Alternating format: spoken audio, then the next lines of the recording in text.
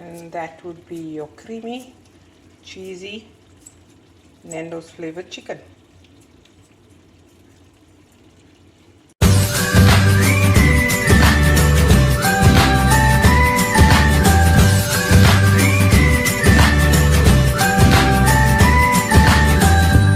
For this creamy, spicy Nando's flavored chicken, we're going to require some chicken, some garlic, some cumin powder, salt, garlic flakes, black pepper, some paprika.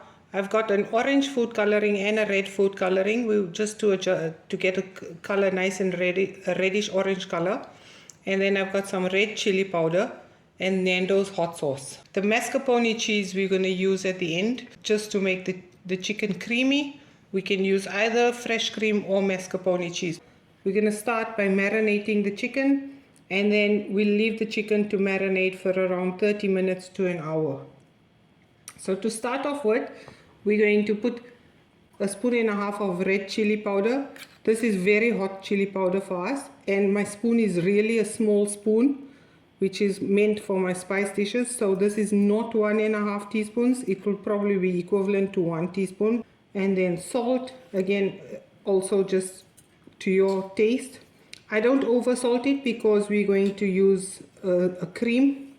We require some cumin powder, so that I will just add 1 spoon of cumin powder, and then some paprika, just a few sprinkles because of the chili powder,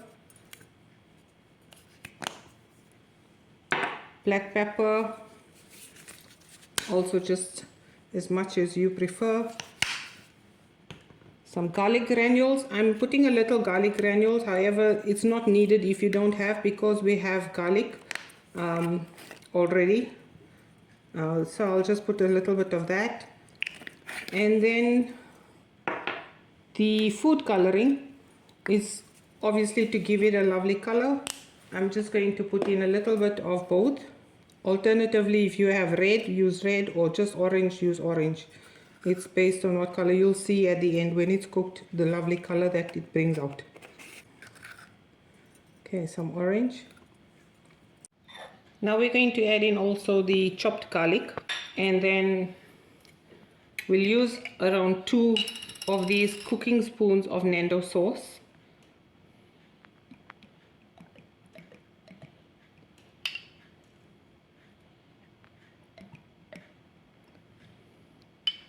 Now mix your chicken well, and once it's mixed, leave it to marinate for about 30 minutes to an hour. Can you see the color coming out of the chicken? The red and the orange color will look really nice once you add your cream. Leaving that now to marinate for a while. Okay, so now that your chicken has marinated for some time, we're going to start with it. Some people would prefer to cook in an oven, so you can place it in an oven. I like to cook on a stove because I find it faster. I'm going to add a slight bit of oil to the pot, not a lot. You don't need a lot of oil. So once your pan is nice and hot, you can add your chicken pieces in. Now whatever sauce remains in the dish, you can leave it in your dish, and then we will use it at the end. I'll leave it to cook for about 20 minutes. Once the pan is nice and hot, it will start sizzling, and just in between keep turning it over so that it cooks on both sides. Now we're going to check on the chicken and just turn it over. So you'll notice that the chicken has given off some water, which is fine. Let it cook. That's what helps to cook the chicken, and eventually it will evaporate. Okay, now that the chicken is mostly cooked and the water is also cooked out, I'm just giving it one final turn to brown on the other side, and then I am going to add in the leftover sauce from the pan. Once that is all added in, give it a nice quick stir. Looks lovely. The color is nice. And then I'm going to add in your mascarpone cheese. It's got no cheese flavor as such, it's just cream. So add in your whole tub of cheese and it will melt away. I just normally put it in the center, and as it it heats with the heat of the stove, it melts away, and then I'll mix it into the chicken. The cheese has melted nicely. Now we just give it a nice mix into the chicken and give it a few minutes to simmer, and then it's ready to serve. Now you can garnish it with some parsley or some coriander.